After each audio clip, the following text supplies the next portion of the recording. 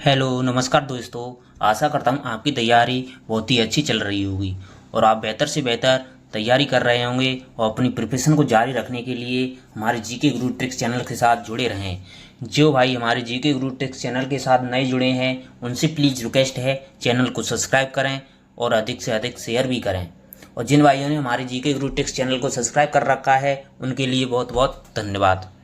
आज की क्लास में हम जो सेकंड ग्रेड शिक्षक भर्ती 2025 है, जिसमें जीके का पेपर होता है, प्रथम प्रश्न पत्र होता है जिसमें 100 प्रश्न आते हैं, 200 अंक का होता है। 100 प्रश्न आते हैं, 200 अंक का होता है। हम प्रीवियस ईयर क्वेश्चन पेपर लेके आए हैं, सॉल्व पेपर लेके आए हैं। आज तीसरा सॉल्व पेपर है। हम व्याख्या सहित इसमें हल कराएंगे।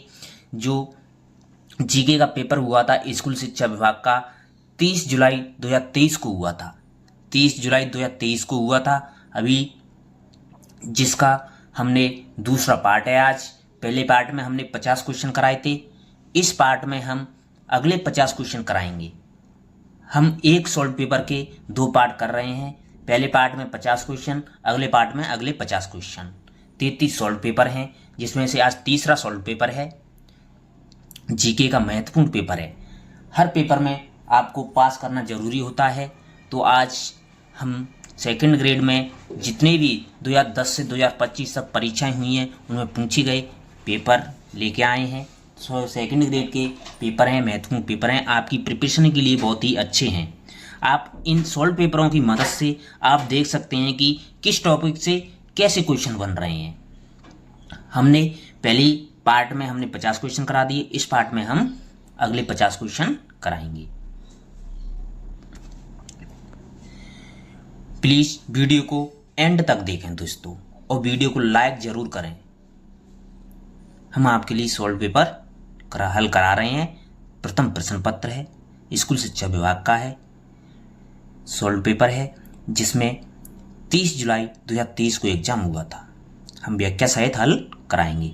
जो भाई हमारे टेलीग्राम चैनल पर जुड़ना चाहते हैं वो वीडियो के डिस्क्रिप्शन में जाएं और टेलीग्राम चैनल की लिंक पर क्लिक करें और टेलीग्राम चैनल को भी ज्वाइन कर सकते हैं, जिस पर आपको इस वीडियो की पीडीएफ और महत्वपूर्ण पीडीएफ हैं और भी जानकारियां वो आपको वहां से मिलती रहेंगी।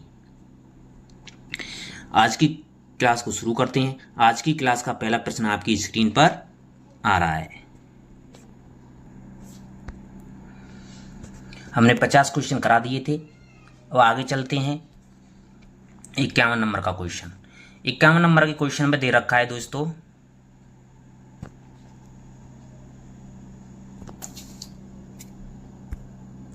सुल्तान अलाउद्दीन खिलजी का सेनापति जो रणथंभौर के किले की घेराबंदी के समय मारा गया था वो कौन था? नुसरत खां, मोहम्मद खां, उलूग खां, जलाल खां। सुल्तान जो अलाउद्दीन खिलजी थे जिसने रणथंभौर के किले पर 2 सेनापति भेजे थे, जिसमें से एक सेनापति था वो मारा गया था, एक सेनापति वो बचा था। तो जो मारा गया था वो आपका नुसरत खां था। कौन था? नुसरत खां मारा गया सेनापति था। उलूग खां और नुसरत खां अलाउद्दीन खिलजी के सेनापति थे। अलाउद्दीन खिलजी के सेनापति थे उलूग खां और नुसरत खां। नुसरत खां जो रणथंभौर किले में घेराबंदी करते समय मारा गया था। तो ऑप्शन 1 आपका सही जवाब हो जाएगा। ऑप्शन 1 आपका सही जवाब हो जाएगा। 1299 ईस्वी में अलाउद्दीन खिलजी के आक्रमण के समय उसके सेनापति नुसरत खां और उलूग खां थे। हमीर के सेनापति भीम सिंह और धर्म सिंह थे। हमीर के जो सेनापति थे भीम सिंह और धर्म सिंह थे। युद्ध में दोनों सेनाओं का एक एक सेनापति मारा गया था, जिसमें अलाउद्दीन खिलजी का नुसरत खां एवं हमीर देव चौहान का भीम सिंह मारे गए थे। आखिर में अंतिम निर्णय नहीं रहा था।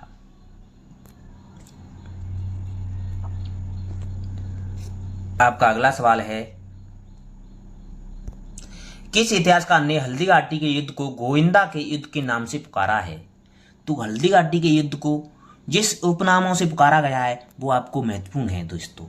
तो गोविंदा के युद्ध के नाम से पुकारा है हल्दीघाटी के युद्ध को, वो किसने पुकारा है? तो गोविंदा के युद्ध को हल्दीघाटी के नाम से पुकारा है। हल्दीघाटी के युद्ध को गोविंदा के युद्ध के नाम से पुकारा है वो आपका बदायूनी ने पुकारा है। किसने? बदायूनी ने। तो अब्दुल कादिर बदायूनी, ऑप्शन 3 आपका सही जवाब हो जाएगा। हल्दी घाटी का युद्ध 18 जून 1576 ईस्वी को हुआ था, जिसे बदायूं ने गोगुंदा का युद्ध कहा था। बदायूं ने गोगुंदा का युद्ध कहा था। आपका अगला सवाल है, 1857 के स्वतंत्रता संघर्ष के समय मेवाड़ का पॉलिटिकल एजेंट था colonel Garrison, major Mason, major Showers, colonel ईडर। तो 1857 क्रांति के समय जो मेवाड़ का पॉलिटिकल एजेंट था वो आपका मेजर सावर्स था। कौन था? मेजर सावर्स था। ऑप्शन 3 आपका सही जवाब हो जाएगा। मेजर सावर्स था। 1857 ईस्वी समय मेवाड़ का पॉलिटिकल एजेंट था। वो जयपुर का पॉलिटिकल एजेंट था वो आपका कर्नल ईडन था। कौन था? ईडन था। और जो भरतपुर का था वो मॉरिसन था। जोधपुर का मैक मेसन था। कोटा का बर्टन था। जिन भाइयों ने अभी तक हमारी वीडियो को लाइक नहीं किया है उनसे प्लीज रिक्वेस्ट है वीडियो को लाइक जरूर करें। अगला सवाल है आपका, निम्नलिखित में से किस प्रांत स्थल के निवासी वस्त्र बुनाई की तकनीक से परिचित थे? बैराट, कालीबंगा, बालाथल, गणेश्वर। तो जो बैराट सभ्यता के लोग थे वो वस्त्र बुनाई से परिचित थे। ऑप्शन 1 आपका सही जवाब हो जाएगा। बैराट सभ्यता है जो कोटपुतली भैरव में है, जो बाणगंगा नदी के किनारे स्थित है। लोहीगुइन सभ्यता है जिसका उत्खनन दयाराम सैनी ने किया था 1936-37 में। कैलाश दीक्षित और नीलरतन बनर्जी ने 1962-63 में इसका उत्खनन किया था। राजस्थान में बुने हुए वस्त्र के अवशेष केवल बैराट और बालातल से ही बने हैं।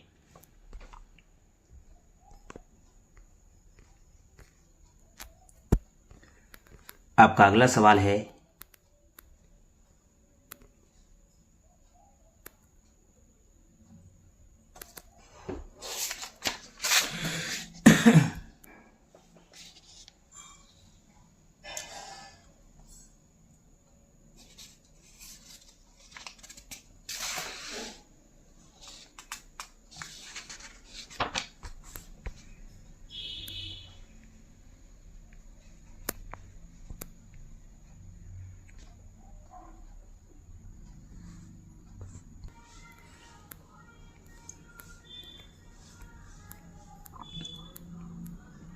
प्रश्न संख्या 54 से लेकर के 72 तक छूट गई हैं दोस्तों। इसमें अगला प्रश्न दे रखा है आपका 73 नंबर क्वेश्चन दे रखा है, निम्नलिखित में से किसने सबसे कम कार्यकाल के लिए राजस्थान राज्य मानवाधिकार आयोग के अध्यक्ष का पद संभाला था? तो सबसे कम कार्यकाल था राजस्थान मानवाधिकार आयोग के अध्यक्ष का, वो थे आपके कांता भटनागर थी, जिनका कार्यकाल था सबसे कम कार्यकाल था। ऑप्शन 4 आपका सही जवाब हो जाएगा।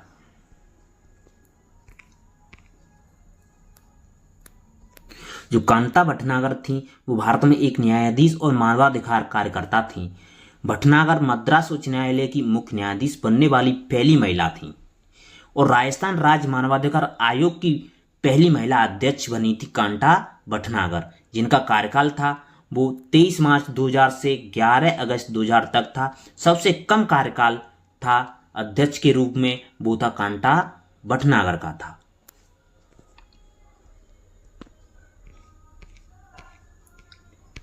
अगला सवाल है आपका, निम्न में से कौन सबसे कम अवधि तक राजस्थान का मुख्यमंत्री रहा था? हीरालाल देवपुरा, जगन्नाथ फाड़िया, टीकाराम पालीवाल, बरकतुल्ला खां।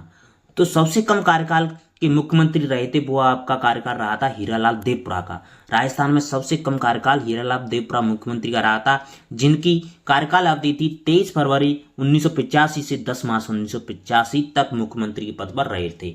हीरालाल देवपुरा राजस्थान विधानसभा एवं राज्य वित्त आयोग के अध्यक्ष भी रहे थे। मुख्यमंत्री रहते हुए सभी वो विधानसभा में उपस्थित नहीं हुए थे, विधानसभा में उपस्थित नहीं हुए थे मुख्यमंत्री रहते हुए। और सबसे कम कार्यकाल ही हीरालाल देवपुरा का ही था। अगला सवाल है आपका, राजस्थान के मुख्यमंत्री अपने प्रथम कार्यकाल के दौरान श्री अशोक गहलोत ने मुख्यमंत्री पद पर निम्न में से किस तारीख को संभाला था। राजस्थान के जब मुख्यमंत्री बने थे अशोक गहलोत, पहली बार मुख्यमंत्री बने थे जब उन्होंने अपना कार्यकाल किस तारीख को संभाला था। बहुत ही महत्वपूर्ण क्वेश्चन है दोस्तों कि 1 दिसंबर 1998 को पद संभाला था। ऑप्शन 3 आपका सही जवाब हो जाएगा।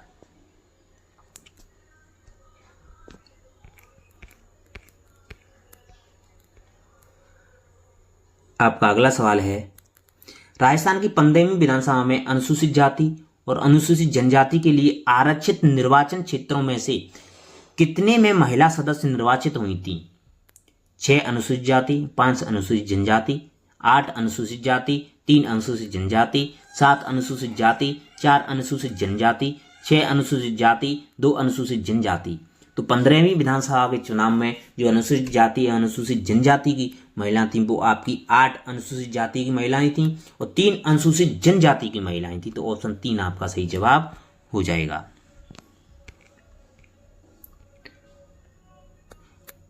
और 15वीं विधानसभा थी जिसमें 27 महिला सदस्य चुनी गई थी।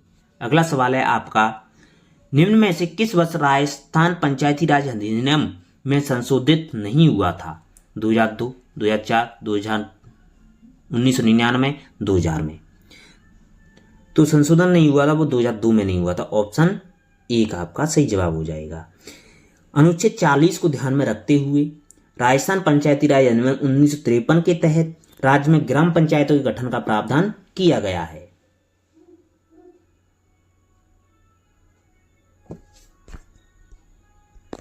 जिन भाइयों ने अभी तक हमारी वीडियो को लाइक नहीं किया है उनसे प्लीज रिक्वेस्ट है वीडियो को लाइक जरूर करें। अगला सवाल दे रखा है आपका, संयुक्त राष्ट्र जनसंख्या कोष ने सामाजिक सरोकारों से जुड़े मुद्दों की समझ बढ़ाने हेतु किस विश्वविद्यालय के साथ समझौता ज्ञापन पर हस्ताक्षर किए थे। जयनारायण व्यास विश्वविद्यालय, मोहनलाल सुखाड़िया विश्वविद्यालय, हरदेव जोशी पत्रकारिता और जनसंचार विश्वविद्यालय, राजस्थान विश्वविद्यालय। तो हरदेव जोशी पत्रकारिता एवं जनसंचार विश्वविद्यालय पर हस्ताक्षर किए थे। ऑप्शन 1 आपका सही जवाब हो जाएगा। 13 जून 2023 को जयपुर में स्थित हरदेव जोशी पत्रकारिता एवं जनसंचार विश्वविद्यालय के प्रशासनिक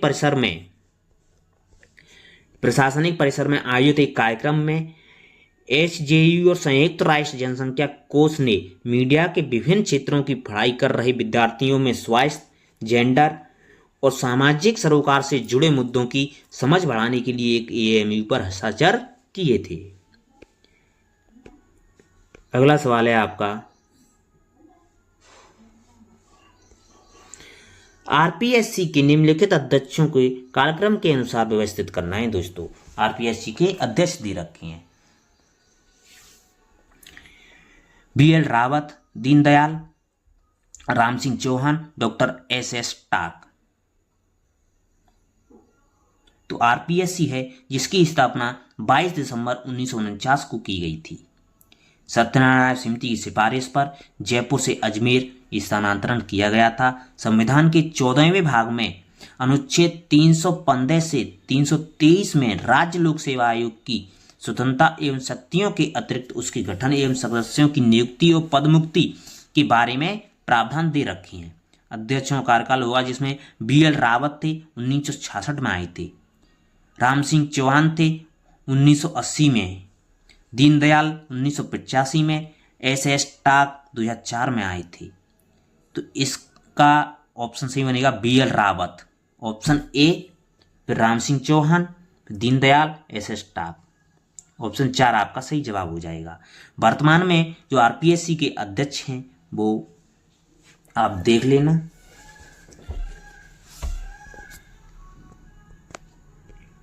अगला सवाल है आपका, सबसे छोटे कार्यकाल वाले राजस्थान के मुख्य सचिव हैं। पूछा गया कि सबसे छोटे कार्यकाल वाले राजस्थान के मुख्य सचिव कौन है। तो सबसे कम कार्यकाल रहा था राजस्थान के मुख्य सचिव के रूप में वो आपका रहा था एनसी गोयल का रहा था। किसका रहा था? एनसी गोयल का रहा था। तो ऑप्शन 4 आपका सही जवाब हो जाएगा।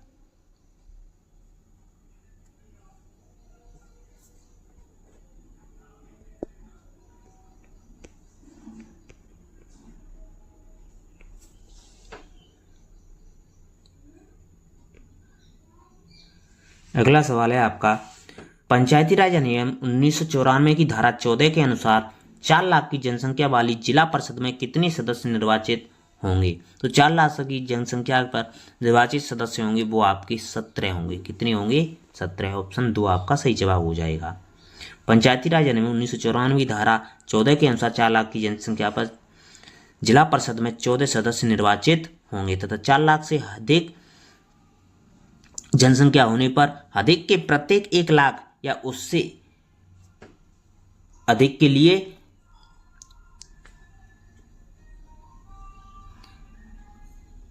17 की उक्त संस्था में 2 की बढ़ोतरी कर दी जाएगी। जिन भाइयों ने अभी तक हमारी वीडियो को लाइक नहीं किया उनसे प्लीज रिक्वेस्ट है वीडियो को लाइक जरूर करें। राज्य के निम्नलिखित में से कौन से जिलों में स्थित धार्मिक स्थलों में धार्मिक पर्यटन को बढ़ावा देने के लिए हाल ही में राजस्थान सरकार ने 13.48 करोड़ रुपए की धनराशि स्वीकृत की है? ये करंट के परिप्रेक्ष्य में आया। तो दोस्तों इस क्वेश्चन को छोड़ देते हैं, आगे चलते हैं। वैसे इसका जवाब होगा वो आपका होगा जवाब नागौर जैसलमेर अलवर। नागौर जैसलमेर अलवर होगा, जवाब बता देते हैं, लेकिन करंट के परिप्रेक्ष्य में था। अगला सवाल है आपका,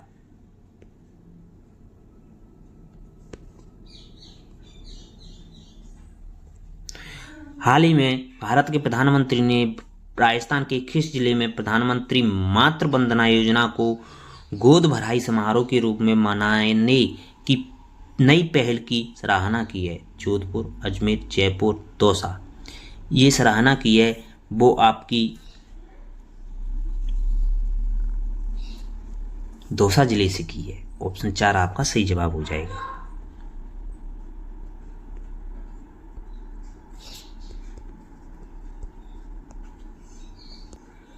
अगला सवाल दे रखा है आपका, निम्नलिखित में से कौन सा कार्यक्रम राजस्थान के सरकारी स्कूलों में माध्यमिक परीक्षा उत्तीर्ण करने वाले छात्रों को उनके कैरियर लक्ष्यों को पूरा करने के लिए उपयुक्त विषय संकायों का चयन करने में मदद करने के लिए शुरू किया जा रहा है?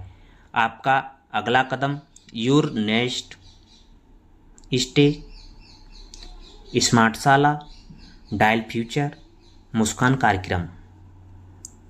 तो इसमें आपका हो जाएगा डायल फ्यूचर। ऑप्शन 3 आपका सही जवाब हो जाएगा।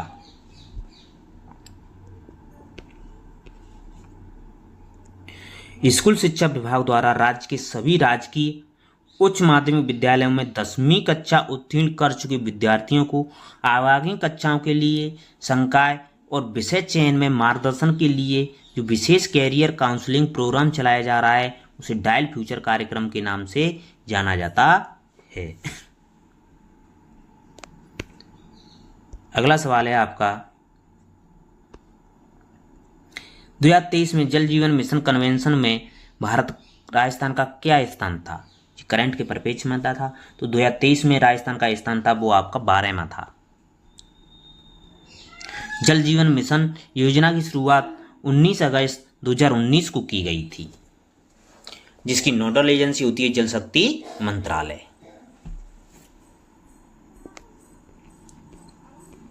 अगला सवाल है आपका, बजट 2025-26 के अनुसार राजस्थान सरकार द्वारा विश्वकर्मा युवा उद्यमी प्रोत्साहन योजना के तहत कितने प्रतिशत ब्याज सब्सिडी प्रदान करने की घोषणा की है?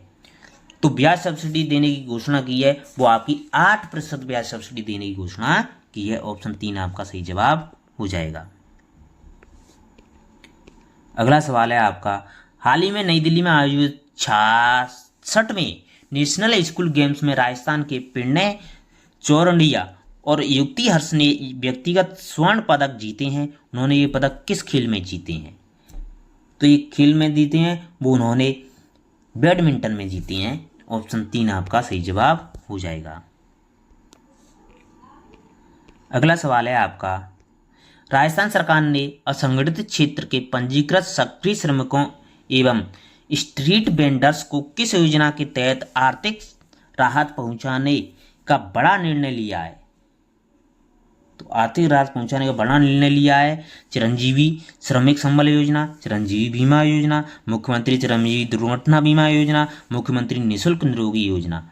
तो ये लिया है आपका चिरंजीवी श्रमिक संबल योजना। ऑप्शन ए का आपका सही जवाब हो जाएगा। अगला सवाल है आपका, राजीव गांधी ग्रामीण और शहरी ओलंपिक खेल 2023 में क्रमशः कितने खेलों को शामिल किया गया था। राजीव गांधी ग्रामीण एवं शहरी ओलंपिक खेल 2023 में आयोजित हुए थे, जिसमें खेलों को शामिल किया था वो थे आपके 7 खेलों को शामिल किया गया था।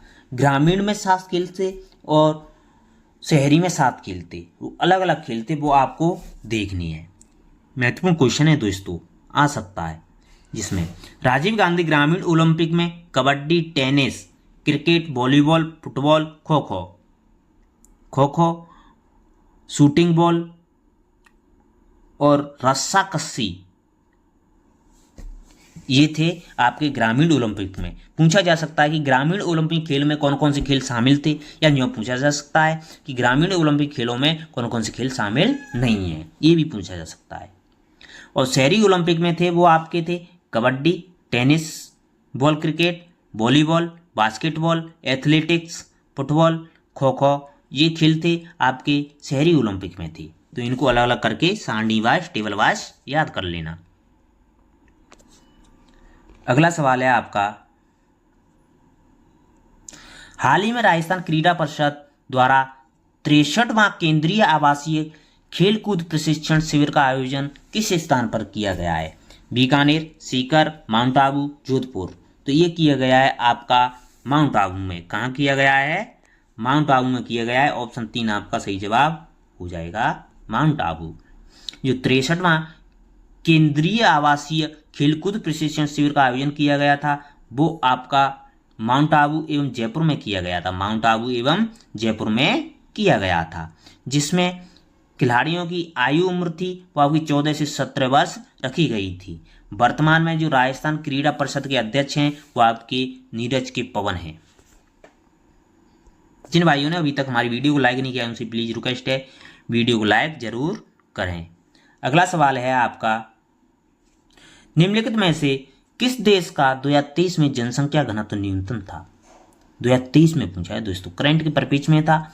यूक्रेन, सियरा लियोन, ऑस्ट्रेलिया, रूस। बहुत ही महत्वपूर्ण डिटेल से पूछा था क्वेश्चन, बहुत ही गहराई का क्वेश्चन है दोस्तों। विश्व की जनसंख्या स्तर कौन पढ़ सकता है? अधिकतर ध्यान देते हैं तो भारत और राजस्थान की जनसंख्या पर ध्यान देते हैं। तो इसमें हो जाएगा आपका सही जवाब ऑस्ट्रेलिया हो जाएगा। ऑप्शन 3 आपका सही जवाब हो जाएगा। दुनिया का तीसरा सबसे कम घनी आबादी वाला देश है जो ऑस्ट्रेलिया है। ऑस्ट्रेलिया देश एक महाद्वीप भी है और एक देश भी है जो दुनिया का सबसे कम घनी आबादी वाला देश है। अगला सवाल है आपका, विश्व युवा रिपोर्ट 2005 के अनुसार निम्नलिखित में से कौन सा युवा जीवन पर वैश्वीकरण का प्रभाव नहीं है। वैश्विक नागरिकता, वस्तुओं की सर्च उपलब्धता, प्रवास, युवा संस्कृति। तो इसमें आपका सही जवाब हो जाएगा, वो आपका हो जाएगा वस्तुओं की सर्व उपलब्धता। ऑप्शन 3 आपका सही जवाब हो जाएगा।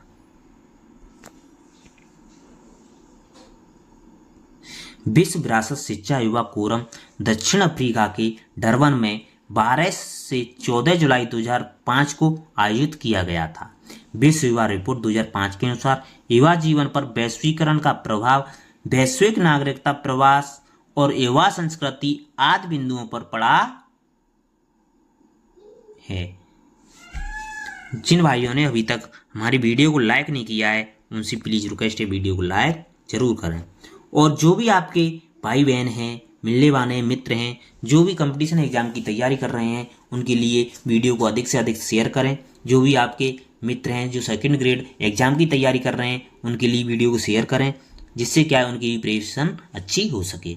इन क्वेश्चनों के सॉल्व पेपरों के माध्यम से आप क्वेश्चन की प्रकृति चेक कर सकते हैं और आप उस टॉपिक से देख सकते हैं कि इस टॉपिक से कैसे कैसे क्वेश्चन बने हैं, किस स्तर के क्वेश्चन बन रहे हैं, किस लेवल के क्वेश्चन बन रहे हैं। आप उस हिसाब से सेट कर सकते हैं, अपनी पढ़ाई का स्तर भी चेंज कर सकते हैं आप। अगला सवाल है आपका, नीचे दिए गए कूट की सहायता से सही युग्म का चयन कीजिए। अब महासागर दे रखे हैं और सीमावर्ती सागर दे रखे हैं। महासागर, सीमावर्ती सागर, प्रशांत महासागर, हिंद महासागर, आर्कटिक महासागर, अटलांटिक महासागर ये दे रखे हैं। कोरल सागर, बंडा सागर, कारा सागर, बेरिंग सागर, कौन सा महासागर किसको जोड़ता है? तो जो कोरल महासागर है वो आपका दक्षिणी प्रशांत महासागर को जोड़ता है, दक्षिणी प्रशांत महासागर को जोड़ता है। तो ये तो सुमेलित है, पहला तो सुमेलित ही है। हिंद महासागर है वो आपको बांडा सागर से नहीं है,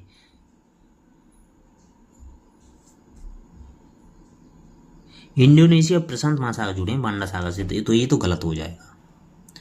आर्कटिक महासागर है वो कारा सागर से जुड़ा हुआ है, बिल्कुल सही है, सी भी सही है। अटलांटिक महासागर है, बेरिंग सी नहीं है, अटलांटिक महासागर है वो बेरिंग सागर से है, वो आपके प्रशांत महासागर है, तो इसमें ये भी गलत हो जाएगा। तो इसमें सही पूछे हैं तो ए और सी आपके सही जवाब हो जाएंगे, ऑप्शन ए और सी। ए और सी दे रखे हैं आपके ऑप्शन एक में, ऑप्शन एक आपका सही जवाब हो जाएगा। अगला सवाल है आपका,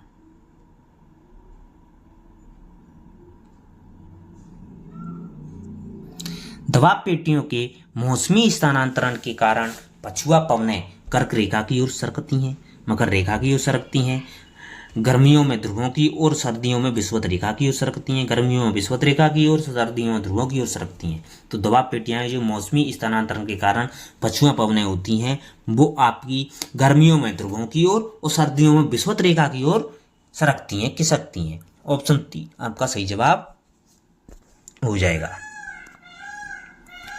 अगला सवाल है आपका, पृथ्वी दिवस मनाया जाता है, पृथ्वी दिवस मनाया जाता है, तो पृथ्वी दिवस है वो आपका 22 अप्रैल को मनाया जाता है। कब मनाया जाता है? 22 अप्रैल को पृथ्वी दिवस मनाया जाता है। तो पृथ्वी दिवस का आयोजन 22 अप्रैल को दुनिया भर में पर्यावरण संरक्षण के आयोजन के लिए किया जाता है। इसकी स्थापना अमेरिकी सीनेटर जेराल्ड नेल्सन ने 1970 में एक पर्यावरण शिक्षा के रूप में की थी। पृथ्वी दिवस 2023 की थीम थी इन्वेस्ट इन अवर प्लेनेट। पृथ्वी दिवस 2025 की थीम हमारी शक्ति हमारा ग्रह। जो पृथ्वी दिवस मनाया गया है 2025 में, जिसकी थीम थे हमारी शक्ति हमारा ग्रह, हमारी शक्ति हमारा ग्रह। अगला सवाल है आपका, गलत एवं पहचाने। क्षेत्र दे रखे हैं, ऊर्जा संसाधन दे रखे हैं। आलिया बेट है वो आपका तेल क्षेत्र से संबंधित है, ऑप्शन 1 सही है। मोरान हुगरीजन कोयला से संबंधित है, नहीं, मोरान हुगरीजन कोयला से संबंधित नहीं है। नाहर कटिया गैस से संबंधित है, बिल्कुल सही है। झरिया कोयला से है, जी सही है। इसमें गलत पूछा है तो आपका ऑप्शन 2 आपका सही जवाब हो जाएगा, 2 है वो गलत है। मोरान हुगरीजन है वो असम में स्थित प्रमुख तेल क्षेत्र है, कोयला क्षेत्र नहीं है, तो प्रमुख तेल क्षेत्र है प्रमुख तेल क्षेत्र है, तो यही गलत हो जाएगा, ऑप्शन 2 आपका सही जवाब हो जाएगा। अगला सवाल दे रखा है आपका, मानसूनी वर्षा में क्षेत्रीय भिन्नता सहायक है भूमि की क्षमता बढ़ाने में, सूखा शमन में, विभिन्न प्रकार की फसलें उगाने में, तापमान बढ़ाने में। तो मानसूनी वर्षा में क्षेत्रीय विभिन्नता सहायक होती है, विभिन्न प्रकार की फसलें उगाने में होती है, ऑप्शन 3 आपका सही जवाब हो जाएगा, ऑप्शन 3 आएगा यहाँ, जिसमें विभिन्न प्रकार की फसलें उगाने में सहायक होती है मौसमी क्षेत्रीय विभिन्नता। ऑप्शन 3 आपका सही जवाब हो जाएगा 97 नंबर क्वेश्चन में, ये रहा ऑप्शन 3। अगला सवाल है आपका, कोंकण, कनारा और मालाबार उप प्रदेश हैं गुजरात तटीय मैदान के, पश्चिमी तटीय मैदान के, पश्चिमी घाट के, पूर्वी तटीय मैदान के। तो कोंकण, कनारा और मालाबार उप प्रदेश हैं वो आपके पश्चिमी तटीय मैदान के प्रदेश हैं। किसके हैं? पश्चिमी तटीय मैदान के प्रदेश हैं, ऑप्शन 2 आपका सही जवाब हो जाएगा। जो पश्चिमी तटीय मैदान भारत के पश्चिमी तट और पश्चिमी घाट पहाड़ियों के बीच 50 किलोमीटर की चौड़ाई की एक तटीय मैदान पट्टी है, जो तापी नदी के दक्षिण से शुरू होती है। यह मैदान पश्चिमी घाट और अरब सागर के बीच स्थित है। मैदान उत्तर में गुजरात से शुरू होता है और दक्षिण में केरल में समाप्त हो जाता है। अगला सवाल दे रखा है आपका, नर्मदा और तापी की घाटियों के मध्य कौन सी श्रेणी स्थित है? विंध्यन, सतपुड़ा, रायलसीमा, सह्याद्री। तो नर्मदा और तापी घाटियों के मध्य श्रेणी स्थित है वो आपकी सतपुड़ा की पहाड़ियां स्थित हैं। सतपुड़ा भारत के मध्य भाग में स्थित एक पर्वतमाला है। सतपुड़ा पर्वत श्रेणी नर्मदा और तापी की दरार घाटियों के बीच राजपीपला पहाड़ी, महादेव पहाड़ी और मैकाल श्रेणी के रूप में पश्चिम से पूर्व की ओर विस्तृत है। पश्चिम से पूर्व की ओर फैली हुई है। आपका अगला सवाल दे रखा है, इस मॉडल पेपर का सॉल्व पेपर का आखिरी सवाल है दोस्तों। अंडमान तथा निकोबार द्वीप समूह में अधिकांशतः किस प्रकार के वन पाए जाते हैं?